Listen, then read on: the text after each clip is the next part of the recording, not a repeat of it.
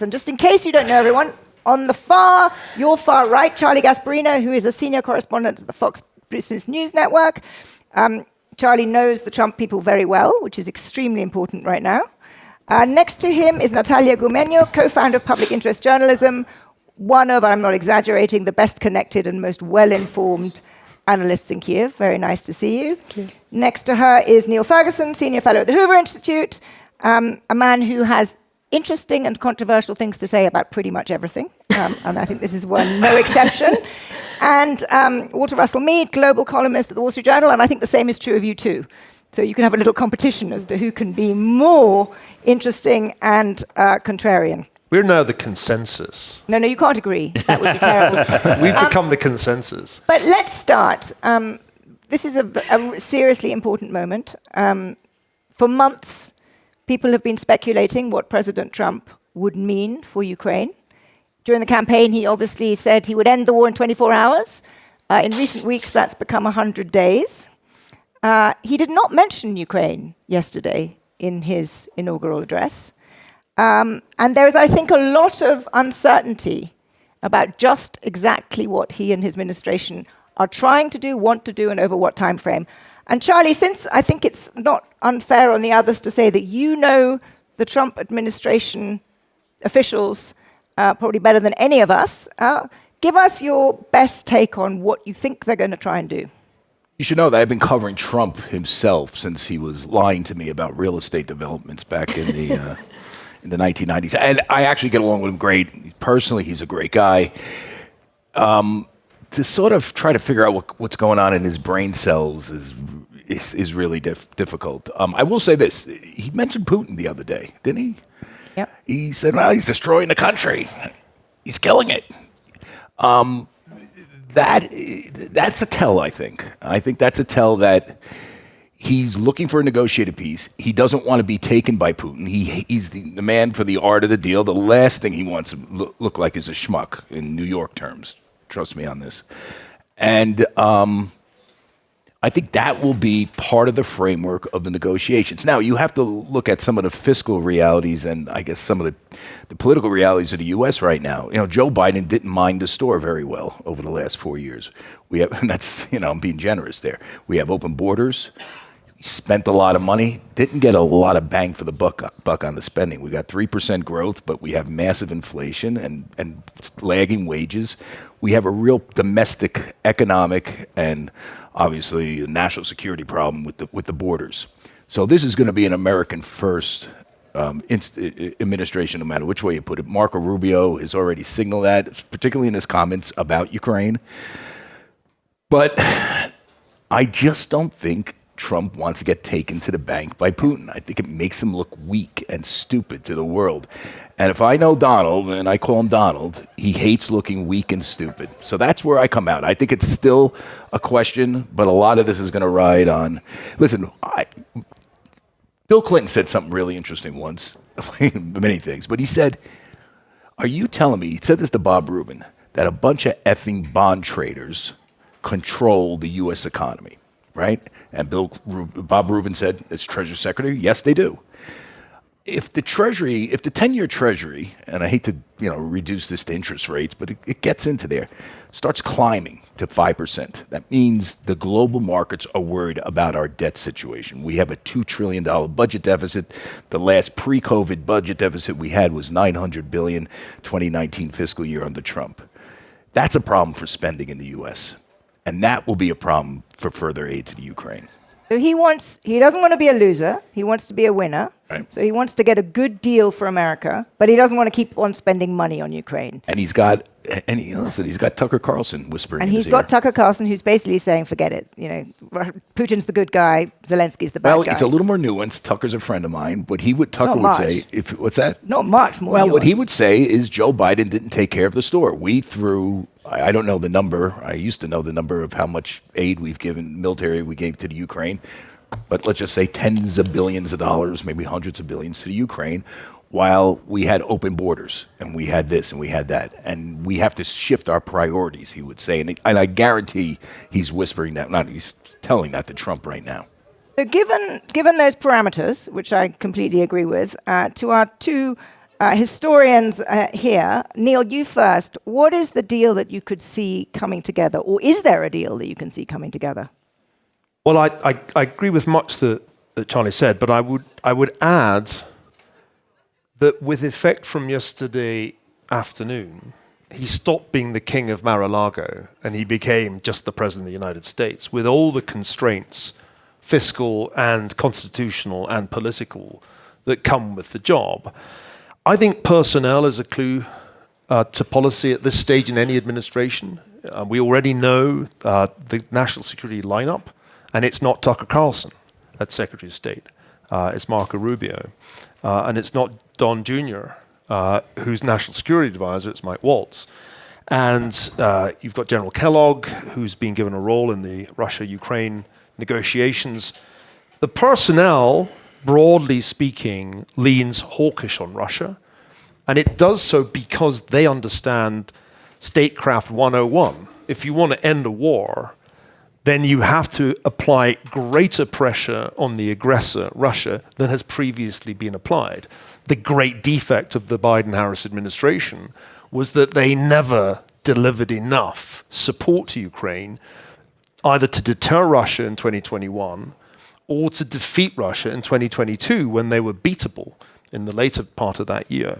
And this drip feeding of military aid, it accumulated to be a substantial sum, although not as much as European aid, but it didn't deliver the kind of support that could end the war. So everybody in charge of the national security strategy understands that if you really want to deliver the win to Trump, which is ending the war, then you are going to have to lean on Putin. But the question is he willing to do that? We just heard, I think I'm right in saying, I was scanning my phone before we began, that Trump's announced a 90-day suspension of all foreign aid to review its use, and that includes Ukraine. That is not a short time in the context of this war. When the Congress suspended aid for effectively 6 months, Ukraine began to lose the war, and for the obvious reason that the Europeans could not substitute the role that the US played in terms of hardware as well as financing. So that's a bad sign, because what you really need to be doing at the moment is increasing the pressure on Russia, not reducing the aid to Ukraine. So although the national security team would be approaching this in a way that is fairly ends means rational, Donald Trump is Donald Trump, and he's listening to Tucker Carlson and he's listening to Don Jr. at least some of the time. And I understand there are others in the president's family circle who have this cynical, skeptical view of Ukraine that you must all be familiar with. Oh, well, they're all corrupt. Oh, they're all making money. So I think the problem for Ukraine is that although the official custodians of national security policy are probably willing the right strategy, I think it's going to get undercut. I think it's already being undercut by the president's circle. I'll say one last thing, Zanny, because I think it's important. Russia's position is overstretched in ways that not everybody fully understands. Economically, it's overstretched. And if one looks at the recent casualties that the Russian army has suffered, it is militarily overstretched too. The gains that Russia has made at the front line in the last few months have been paid for in human life in ways that bear comparison with some of the worst conflicts in history. That is not sustainable. So there is an opportunity. You asked me what kind of a settlement do I foresee. I see a ceasefire as being a possibility. I see a ceasefire as being a possibility because both sides, in fact, need a ceasefire. The question is whether that ceasefire will amount to more than a temporary cessation of hostilities. I've said from early on, you can imagine a Korean War outcome where there's no peace, but there is an armistice. And the armistice settles down into a very dangerous border, and it stays that way for many years. I can envision that outcome. But it's not even guaranteed here. You needed Stalin to die for that outcome to happen in 1953. It would be great if Putin would oblige us by dying, but last I heard, he's still alive. So I think the situation can't be presented in a rosy light. This is a moment of great vulnerability for Ukraine, and I can only hope that in these 90 days that Ukraine can hold the line and hold the line long enough for the costs on the Russian side to become intolerable. Walter? Walter, just before I turn to you, one more for you, Neil, because you say, I think very powerfully, that not only has this 90-day moratorium or suspension, which is 9/10 of a way to his 100 days that he was going to solve it, a problem. But as Charlie says, this is not a president who is going to want to push for more money for Ukraine. And so the idea of putting pressure on Putin by boosting support for Ukraine seems far-fetched. But there's another way, which is threats to Putin, or indeed inducements, the promise of lifting of sanctions or threats of more sanctions. Do you think, President Trump is nothing if a man full of surprises. So he's willing to say in his inaugural speech that we're going to take the Panama Canal. Is he going to say to Vladimir Putin, if you don't deal, I'm going to do X? And what might X be other than more money for Ukraine, which I agree with you, I think he's not going to do.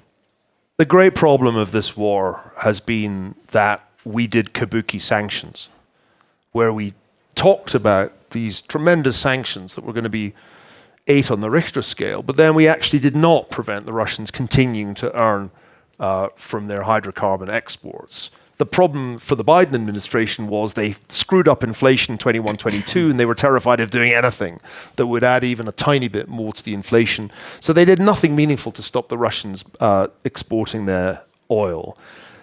The Trump administration could tighten the vice even more. Problem is, it also wants to do that to Iran. And if you start squeezing both Russia and Iran and trying to take their oil off the market, that's going to have some impact. So I think there are some limits as to what can be done on that side. But the critical point is that there is an option that Trump can exercise tomorrow. And that is to do to the Russian reserves what the Biden administration has not been able to do. And that is to transfer them to Ukraine for the purposes of reconstruction. And that is what should happen. And I wrote a piece in the Wall Street Journal last week with Chris Miller saying, this is something that Donald Trump can do that will cost Americans nothing, will contribute to the reconstruction of Ukraine, and it will be an appropriate reparations transfer of the sort that in the past was very often imposed on aggressive countries. But most of those reserves are held in Europe. I mean, it would make some difference, the US ones, but it's not a huge proportion of the overall reserves. It would be a significant improvement on the current, more or less meaningless exercise where the interest on the reserves is made available to Ukraine. So I think this is the kind of thing that would be part of, it'd be a typical art of the deal move to say, hey, we're taking the reserves, we're transferring them to Ukraine. I'm expecting some kind of move to put pressure on Putin. Otherwise, I don't see how he gets anywhere close to ending the war. Just make this one quick point. He will say that if we drill, baby, drill, we can definance them. I mean, he believes that. Now, I don't know if I believe that. You guys know more about this. I know the oil markets. But trouble is that Biden that's a already did long-term that. thing. It's going to no, Biden really didn't do that. Well, Biden they did increase oil production pretty significantly. Did he release he released the petroleum reserve, which lowered the cost of gas? U.S. fuel energy production is an all-time high. Suppose it's going to be hard to get another $3 million. I don't know. Let's just hear from Walter and Nataliia that we can continue this. Walter, you've thought a lot about not just Donald Trump, but also Vladimir Putin. Do you think he will agree to a deal? Is he in any mood to negotiate? Yeah, good question. By the way, whenever you find yourself between Zanny and Neil, you know you've made some good life choices at some point in your life. You may not be sure what they are, but they were clearly there. I think Putin is Putin at this point. Putin subjectively feels that he has outclassed every Western leader he's been up against, and he's right. It is Snow White and the Seven Dwarfs. It's even more, the European and American leaders that Putin has faced for the most part have simply not understood fundamental facts of geopolitics or even their own interests. And so I think the degree of contempt with which Putin views the West should not be in any way minimized. And it will take something to shift that perception. And he certainly will, the more he sees that you want the deal, the higher the price of the deal will be. So I think Trump is aware of this. I have to say, Putin's early signals to Trump have not been particularly benign. Soon after the election, Russian television ran nude photos of Trump's wife. In Trump's world, that is a serious personal insult. Actually, in mine too, come to think of it. It really, and since then, the stream of negativity from Russia about Trump has been significant and different from the pre-election coverage. Trump pays attention to these things. So Putin is certainly not signaling vulnerability. Now, we don't know how stretched Putin feels, which may be different from how overstretched he is. And if we look at the history of Russian military collapses, they do come, but they tend to come not suddenly, but after a series of kind of, mutinies, regiments kind of dissolving in the field, sort of a 1916, 1917 kind of thing. That is not happening. At least we're not seeing early signs of that. And while the casualties have been high, as an American who's old enough to remember how people used body counts to say that North Vietnam was losing the war and the Viet Cong were useless, I am suspicious of body counts, honestly. Even, if you look, I think the British had sort of were off by a factor, double the number of German planes that they shot down. They overestimated their own ability. So we don't really, I think we have to say we don't fully know. And you know what? Actually, counting dead bodies on an actual battlefield is not an easy thing to do. So we should not assume that those statistics translate one-to-one. And then from Putin's point of view, hey, a lot of them are Chechens. A lot of them are from ethnic minorities in the Russian Federation. Well, maybe that's not the worst thing either for him or for the Russian nationalist opinion on which he believes. And if it's, Chechens, prisoners, and North Koreans, a Russian leader can fight that war longer than you might expect. Economically, obviously it's going to be wearing on the Russians, and in the long term that may have an effect. But in almost always economic sanctions and think of the British blockade of Germany, did play a role in the German defeat in World War I. And public dissatisfaction with living conditions really did matter. But that was 1918, and the blockade began in 1914, and it was a good deal more comprehensive than anything we've done. So, given all of this, what might Trump think? And I certainly defer to you on knowledge of him.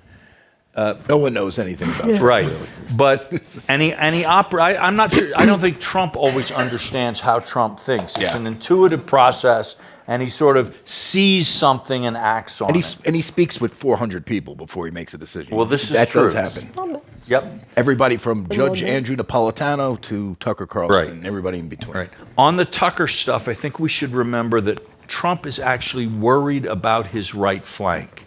He doesn't want anybody to do to him what he sort of did to mainline Republicans. And so people like Tucker Carlson and so on, in the one sense they're MAGA allies, but what he really doesn't want is a more Trumpist than Trump rebellion that starts actually gaining traction on the right.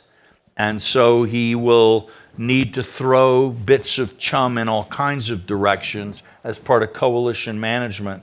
And I think in the first term, a lot of people underestimated how much of Trump's policy was driven less by external policy realities than his own understanding of both the need to keep his coalition together and also to make sure that nobody in his circle took it for granted, thought they had Trump in his pocket, that he would always agree with him.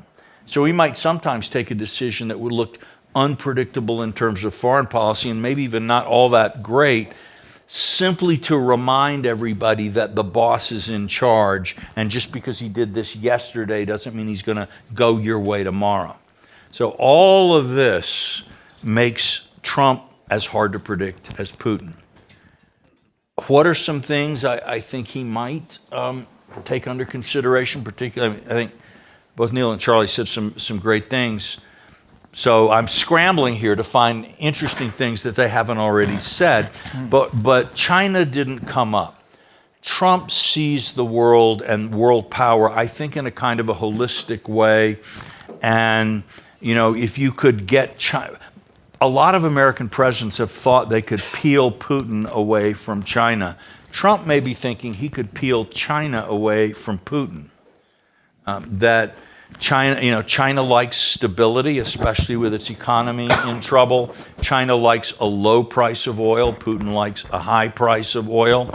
This would also, by the way, suggest that if Trump did threaten sanctions on Iran and Russia, that would partly be giving him leverage over China, which right now really the Chinese economy does not want or need $150 a barrel oil. So there are, he's going to play angles of various kinds and try to do things that are surprising. In my mind, the thing to avoid would be exactly this kind of frozen conflict thing. First of all, we had that in the east of Ukraine after 2014, and it didn't bring anybody joy. But also, we're going to have to think about to get that Korean settlement. There are 35,000 American troops in Korea for a very long time afterwards, and no one would really say that at the moment the Korean Peninsula is one of the quieter, more peaceful spots in the world. South Korea exists. I was going to come to that in the next round when we talk about what actually would sustain any ceasefire. Right, but in terms deal. of how Trump might be thinking, a solution that might arguably depend on a commitment of American ground troops, in Trump's mind, he'd rather pay foreign aid than have troops. He might want the Europeans to do that. We'll get to that in a minute. But we've heard three really interesting perspectives from Americans about what President Trump will do. Nataliia, give us a sense of how people are thinking about this in Kiev. What are people hoping for? What are they expecting? What are they fearing from this administration? When you don't live at war, and for instance, if you live during the war or go to the battlefield, there is one surprise on the human level. The clarity of your thinking. Actually, people outside would think that you're a bit emotional, but you very clearly understand that's danger, that's dangerous, this is a chance to survive. So Ukrainians are pretty practical, but also understand that anxiety is not the good way, it's a luxury for us. The moment Trump was elected, I was talking to some of the officials, and they say you just roll on the sleeves and start to work to persuade that it's not in the interest of Donald Trump to lose, that the downfall of Ukraine would be seen as his downfall. So, let's start to speak at least this so far for the 24 hours, 100 days. And later, of course, there are various views, and I think also partially our government kind of tends find the belief that maybe something will happen. Also, it can be considered wishful thinking, but in order to be serious, in order to be a partner during the negotiations, you kind of need to persuade yourself that it's possible. So if Ukraine would be totally dismissive about the chances of Donald Trump to do something, it would be on an emotional level impossible. So I do think that there is a part of the Ukrainians who kind of persuaded themselves that, there is a chance, and we need to find a way, at least, not allowed to have this freeze, which would enable Moscow to regroup and to strengthen its economy, to strengthen its war economy, because what Russia was doing the last year in particular was trying to rebuild the whole country, which works for the war effort. And usually Ukrainians are asked very clear question for the last half a year, I think before Trump. What are the levels of the compromise? What are the levels of compromise? Pundits foreign are trying to find the answers in the different polls. I think the question is a bit wrong, because honestly, it doesn't matter that much, which part of the land you'll give. I'm following the war crimes documentation. I know the horrors, to be honest, execution, tortures, and in a way, when the occupied territories became not just a place where, war crimes are enabled, but they are used for further mobilization of the Russian state. They are the tool. But it's a moral argument, and I don't think this audience is very much into the moral arguments. But we know that the freeze would really, kind of let Putin to become stronger. So in Ukrainian interest to really say that better no deal than the bad deal at this stage. Really?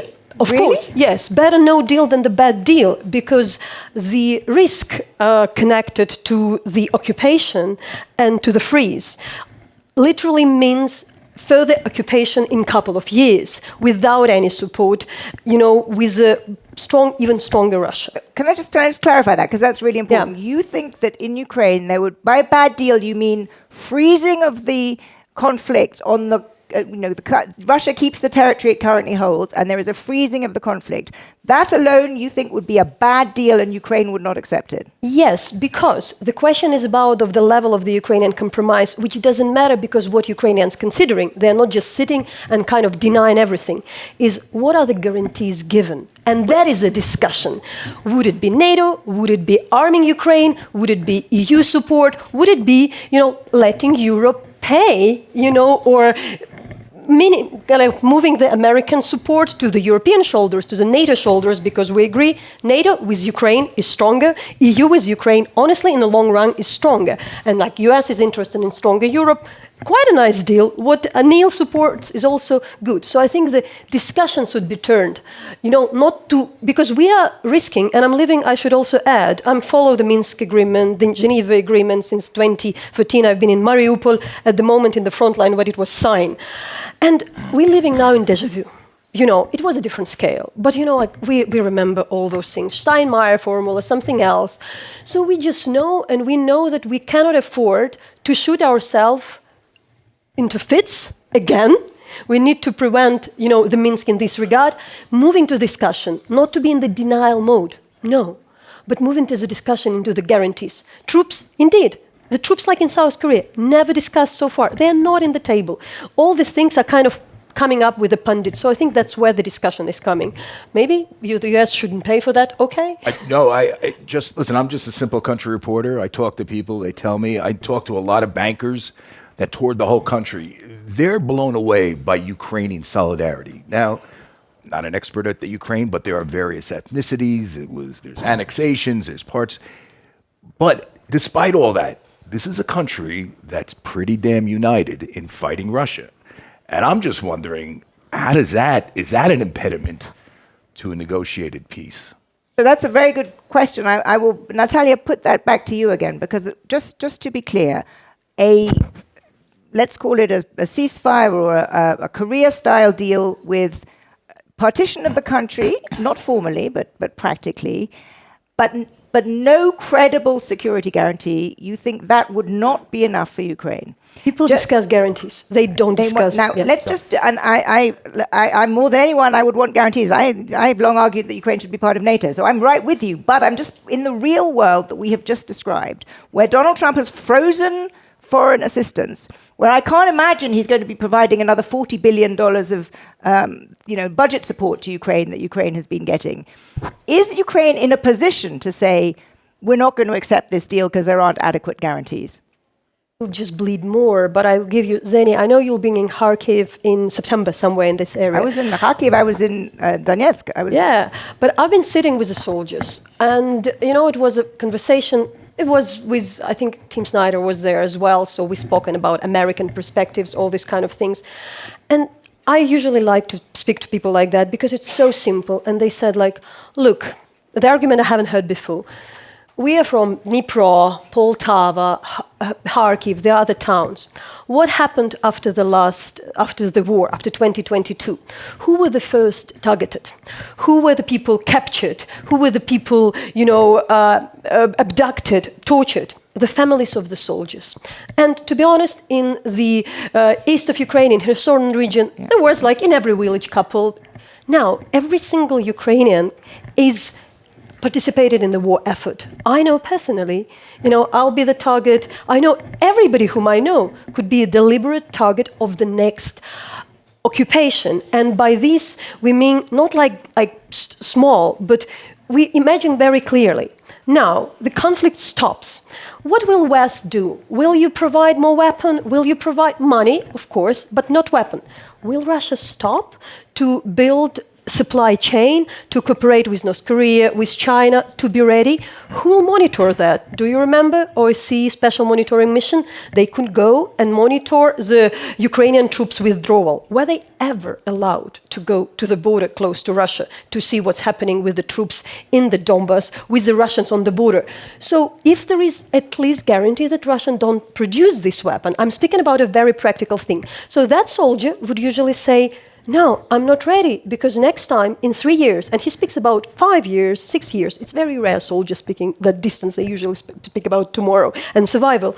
And they would say, we think that would be dangerous for all of us, so we need to find. That's why you think this in your mind, and it's not naive, it's survival. So we're going to talk in a second about what the nature of plausible guarantees and whether they could be credible enough would be. But let's hear first from a Ukrainian soldier, from Colonel Volodymyr Stukharchuk, who is a senior flight inspector at the pilot of the Flight Safety Service. What is your assessment of what you and your fellow soldiers are expecting? Would a ceasefire alone be enough, or do you, as Nataliia said, think that you need to have much more in the way of credible guarantees in order to stop fighting? Okay, thank you. I will start in English and continue to Ukraine. So I will start with the joke. Sorry, how to recognize the pilot among the group of people? Somebody know? So actually, the pilot, if have ability to say, he always say, "I'm a pilot." And the same, I want to say the same to the President Donald Trump. He expressed desire to be recognized as one of the most significant individuals to have led the United States. In my opinion, he is not a person of compromise. So, маючи So I'll continue in Ukrainian. While today Trump has such a power and such strength, and while he understands that the US for its entire history has been a guarantor of peace, and if that was plausible, they used force to enforce peace where America pursued its own interests, knowing how he positions himself, Trump positions himself, we, the people on the front line in the armed forces of Ukraine,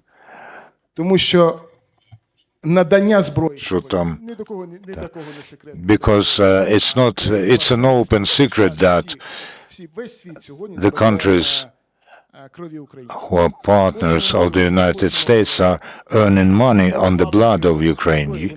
We know that whether we want this or not, but the factories producing arms are expanding and the investment is growing. Whether stability interests our partners or interests the US, yes, they are interested in this because Ukraine in the future is a huge field for investment where they can develop. As soldiers, we are expecting more arms. We know that we have to move forward because no one is going to fight instead of me. No one will protect my family apart from me. No one will protect the families of my friends apart from my friends. So we do believe in our victory.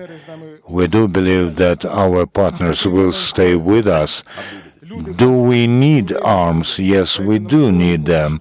We will use the arms that you give us, and you will see how this may be used. That's very powerfully put. You need arms, and maybe you need soldiers, support peacekeeping soldiers from the West. So let's talk about what is feasible, what is plausible in terms of continued support of arms, and more particularly the nature of the security guarantees, and could there be European peacekeeping soldiers? All of this has been talked about in the press. How realistic is it? Walter, you have a pretty low regard for Europe. Do you think the Europeans can step up and do something? Well, first of all, do you think there is any universe in which the US puts, as it did in Korea, US soldiers as peacekeeping? And if not, is there any universe in which the Europeans do? I don't think this would happen under President Trump in terms of the Americans. On the European side, we'll understand a lot better, I think, after the German election. If there's a ruling coalition of the CDU and the Greens, it's quite possible you'd see a somewhat more robust German foreign policy. But if the SPD is in the coalition, I think it's going to be I don't think you see a lot of backbone in German foreign policy. So, and without, if the United States and Germany are both stepping back, it's hard to see where it would come from. And does the US provide any kind of part of this guarantee? Well, that's, in a sense, you're asking sort of for NATO light. I mean, look, we can imagine a whole spectrum here of full NATO membership with NATO, including US boots on the ground and bases in Ukraine. That is one end of the spectrum. And I suspect if that's what was offered, for the Ukrainians, this would make a compromised territorial peace something they could live with. And then obviously on the other side is Budapest Memorandum 2.0 with even more heartfelt promises of support in the future. And I think the Ukrainians would indignantly refuse. There are a whole range of gradations in between. My guess is that without the United States participating in some way in the guarantee, it's going to be hard for Ukrainians to feel confident. So, and Charlie, I'll come to you in a second, Neil. Charlie, do you think that, given the lay of the Trump world land you've put out, it is at all possible to conceive of this president saying, I'm going to sign up to a guarantee of this sort for Ukraine? If it doesn't involve troops, I mean, it depends. And what I don't get is, why would anybody even think that Putin would entertain NATO troops? I mean, isn't that how he started? I mean, that was his whole BS rationale for starting the war, like they were going to join NATO. So now he's going to agree to a compromise that involves NATO, and I don't see that happening. But again, well, only if he's pushed to it. But listen, Trump world, there's never going to be troops, U.S. troops there. The real question is money, and I think there's going to be less of it. That's my personal opinion, and I think, just speaking with a lot of people, who have the ear of, and remember one thing about Trump's first term, there were a lot more sort of obstacles to MAGA back then. I mean, you could just go down the line from Rex Tillerson to, Paul Ryan was still in Congress, but in his administration, Steve Mnuchin. I mean, this is a much more MAGA, even though there are, Marco Rubios who are flipping, by the way, they're going MAGA. And others, you still got Tulsi Gabbard has his ear. I'm not saying RFJK, Robert F. Kennedy Jr. is going to be talking to him about the Ukraine, but the fact is, you have the presence of these MAGA types, many more of them, and they'll have a say, and it's going to be, and I believe that will lead to less aid to Ukraine, but that'll probably happen after they try some negotiated peace. Neil? I agree with everything Nataliia said. I think Ukraine cannot accept partition without a security guarantee. I think she also hit on an incredibly important point. The largest army, and certainly the most capable army in Europe today, is Ukraine's. Ukraine is at the cutting edge of the new generation of warfare. It is at the cutting edge of drone technology. Everybody in the tech sector who is remotely interested in dev tech has to go learn from the Ukrainians. This makes Ukraine's defense capability an extremely valuable asset to Europe. Europe is the continent that disarmed, that decided perpetual peace had arrived and Kant had got his wish. and now has been given a rude awakening. Now, what frustrates me about Europe is that they have had plenty of time to make strategic autonomy something more than a slogan, and they're still acting surprised by things that Trump does. I was asked this morning by a German journalist, were you shocked by Trump's inauguration speech? I looked at him like, everything in that speech was trailed in the campaign. There are videos that he started recording in 2023 spelling out what he was going to do, and you're shocked? So I think the good news, and it's already been mentioned by Walter, is that a change of government is coming in Germany. Friedrich Merz will be the best German chancellor since Helmut Kohl, in my estimation. He was the anti-Merkel, the Christian Democrat who saw through the BS of the Merkel years. So finally we have a chance for there to be meaningful German rearmament. The debt brake will be eased in some way. There may also be a European defense fund. All of this only makes sense, it seems to me, if Europe can partner with Ukraine, partner with what Ukraine has learned, and accelerate the rearmament of Europe, not on a 19th or 20th century model, but in a model that's appropriate for the second quarter of the 21st century. The MAGA message, the Trump message, is actually an old one. Europe, it's time to stand on your own damn 2 feet. World War II is a long time ago.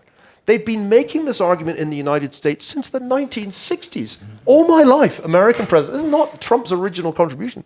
American presidents have been talking about burden sharing and you guys need to do more since Richard Nixon, since before Richard Nixon.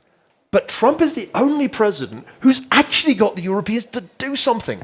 They actually did start raising their defense budgets since Trump made it clear that he wasn't going to stand for any more. And I think they will continue to do that.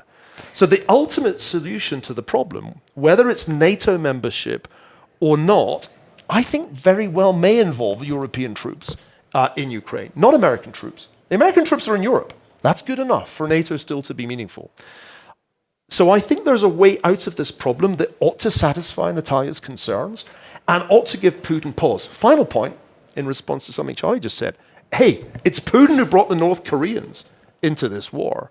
He can't very convincingly complain if Ukraine invites Poles or Lithuanians or others onto their soil to support the defense of Europe.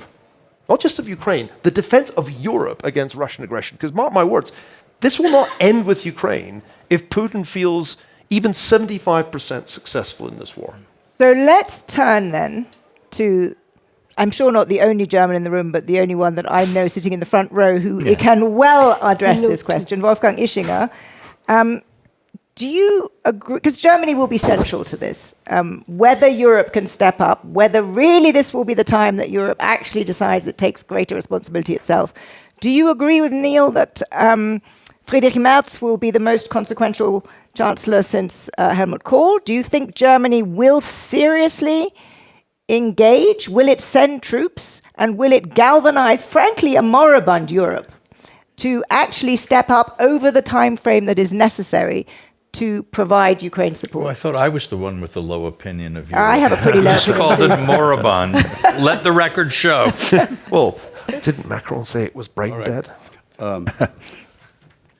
Let me first make a confession to be transparent here.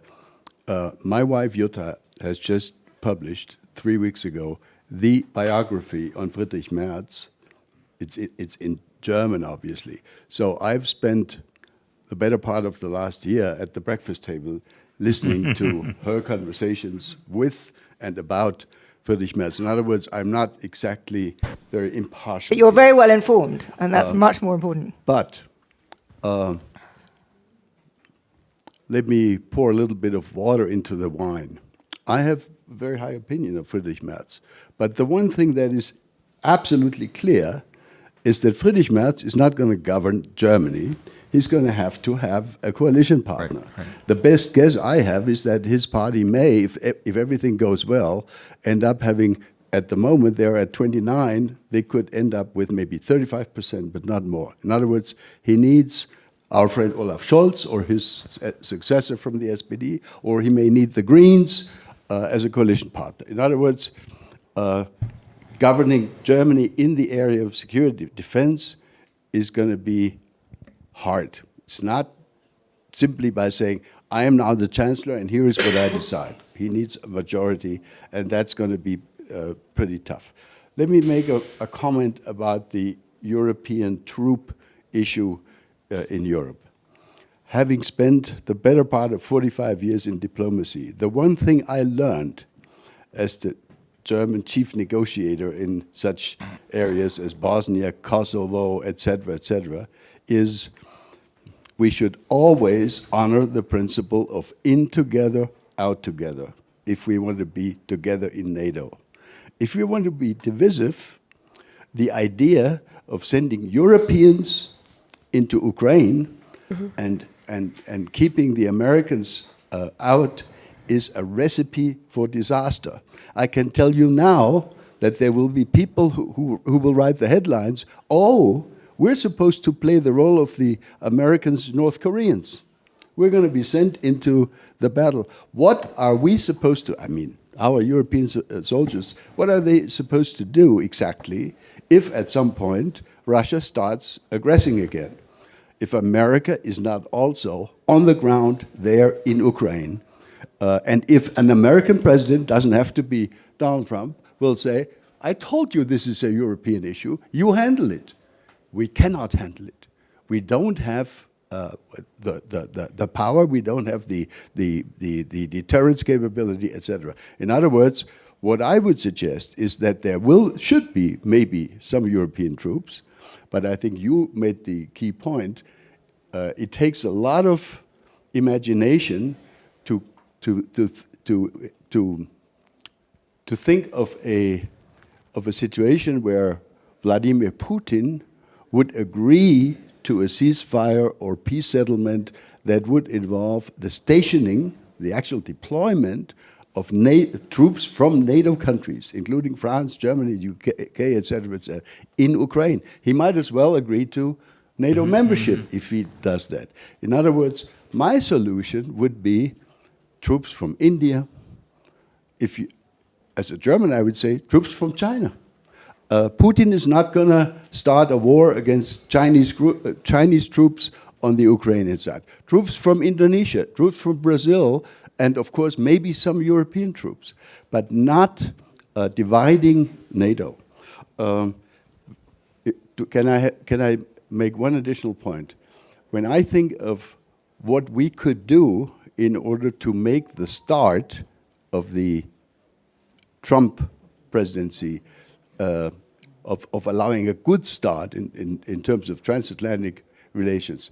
I think what you mentioned earlier, the 400 billion that the reserves, the Russian reserves, there are serious European concerns because it's mostly money in Europe.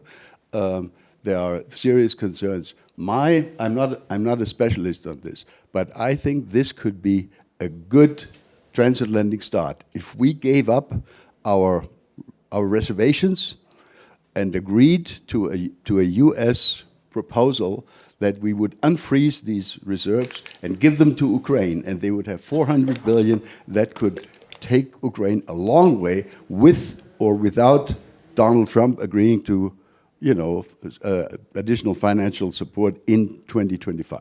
But that's a really interesting idea on the financing. We'll come back to that. But first, I want to ask Nataliia, would you be happy with Indian and Chinese peacekeepers? I tell you who wouldn't be happy. Chinese, interesting. The point, to what extent it would be trustworthy.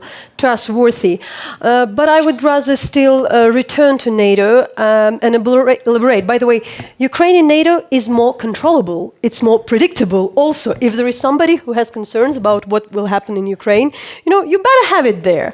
But if we really go to this phantom, this Putin is so much agonizing about NATO, we read also all other requirements, demands from Russia. The major one is actually demilitarization of Ukraine. And what it is, it doesn't have the NATO tag, but it's equally bad. So in a way, would he be against? So I think for us, both are equally important.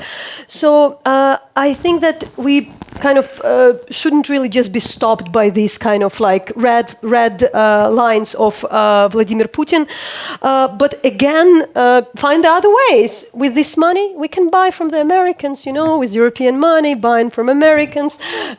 I was preparing for this panel when there was also still in the lineup, the Norwegian Minister for Foreign Affairs. I think a lot of people won't know that, like billions Norway has received in profits because Europe is buying the oil. So, this money are there. So I'm not saying that Europe is just vulnerable, it has no money. Maybe Europe doesn't have some capabilities. So maybe there should be some transaction with the United States for this participation. But I still think that talk about Chinese, talk about Indians, talk about something which is more about guarantees than rather about the Ukrainian concessions, and then we'll figure out. At least let's turn this discussion, and maybe that would be, we'll find the way, because we know very well, also, you started the discussion about Donald Trump and what he's gonna do. I remember very well when we expected President Macron, and we hoped that he will, talk Putin into the peace. President Zelensky, I'm a Ukrainian journalist.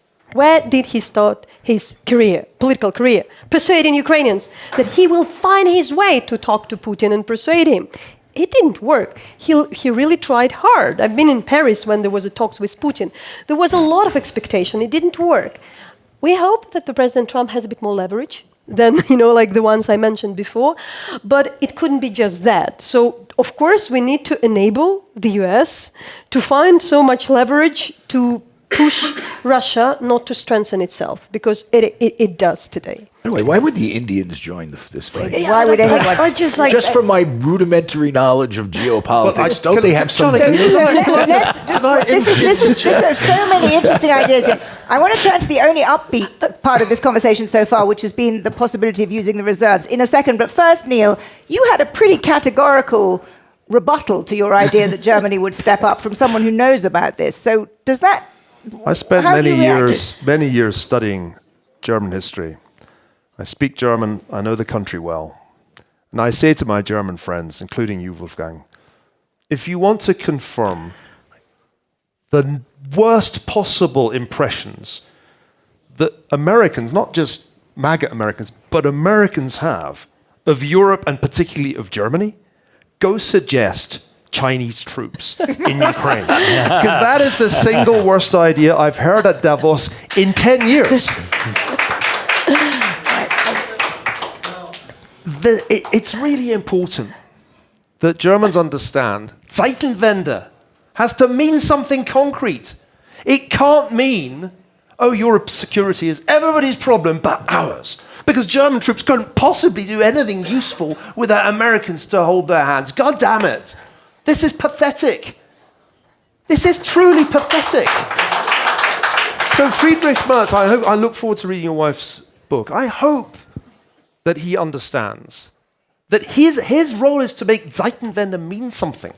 And what it has to mean is that Germans step up and take responsibility for peace in Europe. God knows they caused enough war in the past. But when will they take responsibility for peace in Europe? That's my question, not only to you and to Friedrich Merz, but to all Germans, all the Germans here. What the hell do you think you're doing in 2025, passing the buck to the Chinese? Apart from the fact that it's the single most irritating thing you could say to an American right now. We get that. No one could accuse Neil of being... I was hung up on the Indians, dude. But actually, the Indians will just come like Neil, you're speaking passionately and powerfully, but the person who has put an argument about the pathetic nature of Europe best, I think, is actually Walter in his piece just a few weeks ago. And I'm going to quote just a couple of sentences. Europe has abdicated its role of history. The coming administration must work with partners like Japan that have the strategic clarity that so many Europeans lack. The logic of your piece was that actually there may be lots of well-meaning people in Europe, but they cannot do what Nataliia says is needed to be done. Does this conversation reinforce your view of that? Yeah, I hope there will be change. I keep wasting my breath and my time writing columns in the hope that if you can help Europeans see how bad their current direction is, they will, dear God, please change direction, because they can and have done great things in the past and could do great things in the future. But as it is, it's not just, I say, the Americans who are sort of thinking of Europe as really not a partner you can do a lot with. I mean, there's certain small things, but, you know, I don't think, you know, the Chinese see Europe as an alternative partner. The Indians are not expecting much from the Europeans. Putin, with an economy that's about the 10th the size of the European Union, with a declining population, in a stalemated war, his aspiration is to break the European Union, and I think he does not think he's losing. So Europe must change, or let's put it another way, Europe will change. The question, you could in fact argue that the wars around Europe's periphery, and including our own dear president's claim to Greenland, we could put everything from Sudan, North Africa, Ukraine, and call it the wars of the European succession. That as Europe becomes less of a factor in world politics, the spaces around it become, vacuums that nature abhors and tries to fill. This is a terrible thing. It's bad. It's bad for Europeans. It's bad for the United States. It is bad for human freedom. It is bad for the chance of human survival. But it's happening. And Americans, for a very long time, have come given less strident versions of this message, but in general are met with the same profound skepticism and, above all, I think, just resistance, just sort of inertia. It needs to change. Trump's election is a sign of a turning away. Europe, in the last 5 years, we've seen Russia has basically driven Europe out of North Africa and the Sahel by the Wagner Group. A group of mercenaries have broken a place that for a century and a half, not always in a very good way, was a European piece of the world. The United States says we're worried about jihadis in North Africa. It's no longer useful to fly to Paris, particularly to get some help with that. If we're worried about the situation in the Levant, if anything, we'll be talking to Ankara, not to any European capital. All right, but don't go any further because we'll all start sinking in depression. We are still in Europe, just about. No, but we know the guys who crashed Wagner in Bakhmut. It was you, yes, and maybe Ukraine is what needed to. Exactly. But actually, I was going to ask you, but I'm conscious that I haven't asked anybody in the audience questions. We could go on for hours, but let's get a couple of questions from the audience in the time that's left. One from you here and one from you here. Yeah, go ahead. Catherine Kazarni-Valinga, and I'm the granddaughter of 4 survivors of Holodomor, my grandparents. And so we know our history, we know our culture, we are the guardians, and we were raised to love and serve Ukraine. So what we learned from them was that there was nobody to help Ukraine during Holodomor. And in fact, the West was complicit in taking the grain, the gold from the churches, and the possessions of Ukrainians that were sold to the West for hard currency to fund the Soviet Union. I was talking to an educator, and he said, there's the concept of the bully, the victim, and the bystander. And I thank you so much for this panel, because we have given voice to this Ukraine House and Win with Ukraine. We are giving voice to Ukrainians. We need to listen to Ukrainians. We need to stop thinking about what the bully is going to do. He's a bully. And the bystanders, we need to recognize our responsibility in what has happened in Ukraine, take responsibility, free ourselves, and take the actions to bring a stop to this now, instead of looking for someone else to do it, especially Ukrainians. They're telling us what they need. It is our job as bystanders to either decide if we're going to turn away or decide if we're going to take responsibility and take action. So for Germans, and the Nord Stream 2 project, we knew what was going to happen the day that was signed and took into effect.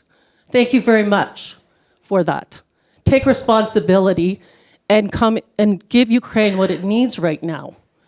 Frozen assets needs to be seized and needs to be transferred to help Ukraine now, and Western taxpayers should not be paying for that. And we have Yulia Zizkina here, who is a woman who's made it her mission to get those assets for Ukraine. So she is the foremost expert. 45% of those assets are within the jurisdiction of non-European countries. So the US, UK, and Canada can be leaders in this. This is new information. They have converted from securities to cash. Jurisdiction has changed. We need your help, journalists, to get these stories out and to get a backbone and the bystanders and tell bystanders what they need to do to help Ukraine instead of telling Ukraine what it needs to do. And we need to give Ukrainians the platform to listen to them and give them voice instead of talking about our opinions about what they should be doing when it comes to their own country. Thank you. Thank you. That was powerfully said, and actually one of the few shards of good news on this panel was that I think you all, in different ways, suggested that maybe there could be movement on the reserves. You, Charlie, thought it might be something that, it was the kind of thing that Trump might like, a different angle on a deal. Maybe. Nataliia, you mentioned it. Neil, you too. So is this one area where we think this panel can suggest, and maybe you can whisper it to a few people in Washington? Go look at the reserves. I'll call up Don Jr. in 5 minutes. No, I'm being serious. I mean, because the rest of the conversation. It's like making Mexicans to pay for the wall. Yes, know? it's kind of like making the Mexicans pay for the wall. It's almost like that. It's almost like that. We've kind of glossed over the sort of the nuke issue here. We start taking his money, expropriating his reserves. Does this have an... Oh, come on. That's not a winner kind of argument. I'm not saying that, but I mean, this is what is going on inside Trump world right now. He has nukes. Tucker Carlson is whispering that in his ear right now. You're getting close to World War III. Now, just so you know, that's what they're saying. I'm not saying I agree with it, but that's what's going on. I will say one thing on an optimistic note. If this stuff ever gets dealt with, if we do get a peace, I know for a fact there will be so much money flowing to the Ukraine from private sectors. This is a country that's incredibly resilient, smart, obviously tough. It'll be the backbone of Europe when this thing gets done. So whatever peace gets dealt with here, we've got to make sure it's good, because Ukraine is not going anywhere. But is that a message that's going to the president? Because that's exactly the message that he's I've been writing in the about Middle it, East, but right? he does read the New York Post. Just so you know, but I've been writing about it. But one of the problems is that there was all this talk this time last year during Davos about raising money to rebuild Ukraine from various sources, and then it stopped. And it stopped because the bullets haven't stopped flying. You can't have, there's no money that's going to go there when, you have bombs in Kiev and, drones, whatever. So, but once you get that settled, I know it's a big if, this country is going to take off in ways that, obviously, there's the payola part that every Western investor is going to want to deal with. It's a different culture. But once you get this war thing out of the way, this country is going to flourish. And I think you're right. It's going to be the backbone of Europe. This is the toughest people in Europe. This is an armed military. This is a place where you can have. It's interesting. Israel used their essentially their military tech sector to build a little Silicon Valley in Israel. I can see the same stuff happening. It's happening. We have 30 seconds left. I'm going to ask all of you one very simple question. Assuming we meet here again in a year's time, and I'm going to use your phrasing, is this little war thing going to be out the way? Will there have been a ceasefire? And will there be a ceasefire that Ukraine can sign up to and that Putin is also agreed to? Just very simple answer, 6 seconds. Yes or no, in a year? Ceasefire, work in progress. Not by that time, but there would be a bit more clarity on that, and I still add, there could be a crash course on the guarantees. Think whether you would invest. I heard that in Poland, people sometimes are not any longer investing in the East. But when you think about that very practically, would you have, invest in Dnipro with Chinese troops nearby or something? Just think all the time. Would you bring your money there in these guarantees? And if it doesn't not, I wonder why we have it. I think we'll have the same logic, so it'll be easy, and we have a bunch of ideas. Thank you. Neil? There will be a ceasefire. The Russians won't adhere to it, and with luck, people in Trump world will relearn the lessons of nuclear deterrence that we once understood in the first Cold War. Thank you. And Walter? I think this is going to be a hard war to stop. Well, on that sober note, I like to end on an upbeat note, but I think appropriately this one is a sober note. Thank you all very much. Tectonic shift indeed.